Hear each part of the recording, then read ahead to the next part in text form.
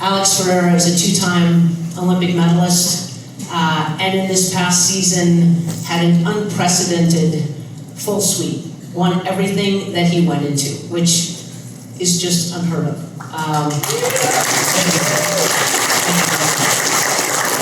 So Alex is a Stifel free-ski athlete, but also a Stifel athlete. And as Julia said, the tagline for Stifel is where success meets success, and you certainly embody that, not only in previous years, but certainly in this past year. I want to ask you, you mentioned in the video that we saw, or one of the videos that we saw, that some people had suggested maybe before last season that you pack it up and find a new career, and then you follow that up with an unprecedented full sweep, winning everything. And thankfully, we didn't tell him we didn't tell him to stop. I wanted to make sure before I asked him this question, it wasn't actually us that asked him that. But I'm just curious, how did that motivate you or inspire you, or did it in any way to have the season that you had? Yeah, certainly. I mean, you take two of the biggest crashes of your life, and your friends and family are definitely worried for your health. I can understand that. At the same time, I'm not a stockbroker, so I'm not walking into a stockbroker's room and telling you which trades to make. So don't tell me when to stop or when to start. I feel that it's right at the edge when 99% of hope is lost, and you make that one more push, whether it's in a relationship, whether it's in a sport, whether it's in a job, whatever it is, you tend to find that you break through and you make it. So I took a long, deep look at myself in the mirror and I said, what do you want to do with this life, and who do you want to be remembered as, and what do you personally want to do right now? And I thought, okay, I want to push for the stars. I want to reach my absolute dreams that I thought were never possible, and that's my motto, and that's how I live my life every day, trying to. Yeah, that's cool. And when we talk about success, I mean, you obviously define success from a competitive standpoint this year, but how do you personally, in your heart, define success? What does that mean to you, whether it's on the snow or off the snow?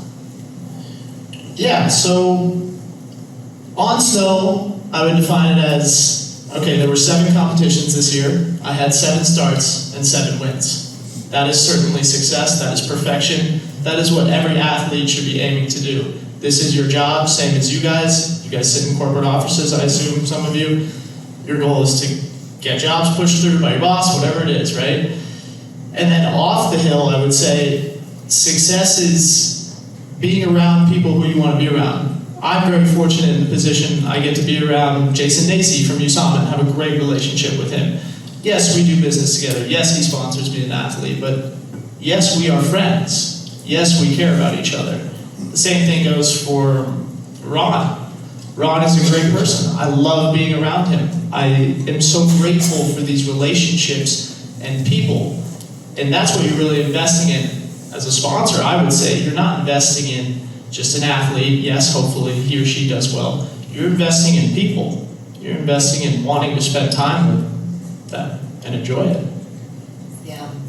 I mean, I think one thing we can all say is that we're here and we love being here because of the people. And so it's big kudos to you all for being a part of this, because it's a great environment and a great community that we all bring together. And Alex, how do you look at the season ahead, given the season you just had? You're only as good as your last performance. No, I definitely have goals. The 3 main ones I would say is to win the ESPYs in action sports. The next one is to be 2025 world champion in Silva Plana. And the last one, and the most important one, is to be the 2026 Olympic gold medalist. I have an Olympic bronze and an Olympic silver, and now I would like to complete the set. So you can bet that I'm going to give it my all, everything I have, every blood, sweat, and tear, anything that's possible will be put on the line to do so. All right, Alex Ferreira. Alex is a 2-time Olympic medalist, and as you heard yesterday, had an unbelievable undefeated season this year, going 7 for 7, 5 World Cups,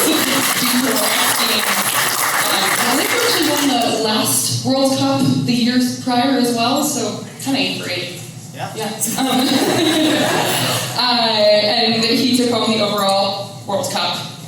well. I just grew up. Born and raised in Aspen, still lives in Aspen. But why is media important to you as an athlete? There are so many athletes who don't have a social media or an earned media presence. Why do you three take the time to do so and put this effort in? Well, media is extremely important. If you look back to all of, this is a bit negative, but all the world's dictatorships, the first thing they do is not allow anyone to run against them, and then the next thing they do is control the media. So, the way I think about it is, okay, I have my personal media, and you're trying to get that out to as many people in the world, and you want to make your stance as big as possible, and you have to strike the iron while it's hot. So, you take your social media, you take your Instagram, your YouTube, whatever it is, and you just try and blast as much of it out as possible. Whether people like it or not, it's definitely making a difference. And like Jesse said, a lot of people are messaging me saying, wow, thank you for posting this. Thank you for posting these workouts. Thank you for showing me how to get by or how to actually become a professional skier. So it's very, very important to get the message across. And we're in this day and age where you can use it at all times. It's so easy. You have an iPhone, you have an Android, perfect. You can put up a story, you can make a real post, do anything. So it's very important. It's very quick, easier than ever, really. A big part about social media, in addition to sharing what our sports are, is kind of like what Jesse was talking about, is sharing what's going on outside of our sports. Alex, you like to travel. I mean, Noah, you are balancing both comp footage as well as skateboarding and surfing, etc. So how does that impact how you present yourself and how you kind of create your brand on social? Like, how do you find the balance between just showcasing your sport as well as showcasing you personally? Yeah, it's very difficult to be able to share your personal life on social media and your professional life, right? You're towing this line each time, and I'm thinking each time, well, I don't know if I should post that. Is that the right image? And you start to think really deeply about it. And basically, the conclusion I've come to is, if you're going to post, I try and post about working hard. Just whatever you're doing. Even if I'm in the studio working late night, post a photo of the studio. I have Celsius there, I'm getting that caffeinated, I need that. Whether it's going to the gym, whatever it is. But I just try and really post about working hard. And then another thing that I found interesting, there's this guy, Marcelo Garcia, he's a 9-time jiu-jitsu world champion. And he would post all of his new moves that he had come up with, all of his new tricks, and he'd post it on his website. And somebody came up to him and he said, isn't that a bad idea? Because all your competitors are going to watch and they're going to know exactly what you're going to do. And he said, yeah, but then they're coming into my world. And I thought that was very profound. So this past season, I started filming every single training day, every single competition run, just the raw cut footage of it, and posting that online. On YouTube. See what the world does with it. If any kid can find any sort of inspiration, if they can find any sort of learning through it, anything like that, then I'm doing my job. So I think you have to be careful, but also just post it as it is. What you are, genuinely, authentically, try and put that out there. Feels like a good theme here. Outside of the Olympics, on kind of a separate note, I don't want to reveal Alex for a secret identity, but at the same time I'm going to. Alex is also known as Hot Dog Hans, which I'm going to let him tell us a little bit about, but can you talk about it and then why you decided to do this and really how you've promoted it so enormously on social media? Yeah, thank you. For anyone who doesn't know, Hot Dog Hans, I basically dress up as an old man and I mess with people on the ski. So we certainly have a lot of fun. There's no question there. But how it came about was a friend of mine showed me the Uncle Drew video from Kyrie Irving, and Pepsi sponsored it. And they basically dressed him up as an old man, and he's playing basketball with everybody, and then he starts out slow, he's throwing breaks, and then by the end of it, he's doing 360 dunks. What's going on here? So I saw that, and he said we could make something, and we could get some really solid clickbait out of it. And I thought, oh, from a business standpoint, that's a great idea. Let's do that. Within the first 15 minutes, it was not clickbait. It was a whole character of himself. It was not me. It's a crazy guy, and it just kind of took off. And now we're at this place where, at the beginning, we were doing all ad-lib. We had no idea what we were doing. We're trying to do hidden camera TV. We're trying to do comedy. I don't do that. I'm not an actor. I'm a skier, and I go to the gym every day.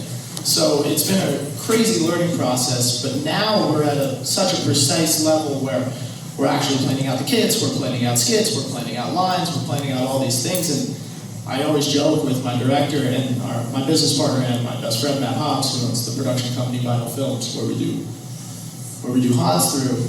And I'm always saying, I can't believe this is our job. I can't believe I'm dressing up as an 80-year-old man. This cannot be real. So we've gotten to a definitely a more professional level, and every day it's a learning process. At the beginning, nobody knew who Hans was. We just shot Hans 5 in Switzerland in a small mountain town in Mürren. 5,000 people there. Every single person wants to meet Hans. He's a celebrity, it's crazy. The kids, can I get a photo? The grandparents, can I get a photo? The parents, it's absolutely insane. So to see where we started and see where we are now is a really beautiful thing, and we're going to keep going. We're having a great time, and hopefully we keep making all of you laugh. Joe, have you seen anyone else do something like this in the Olympic world? And not to that level. It's really smart. And other than Uncle Drew, right? Because that's what I thought of immediately.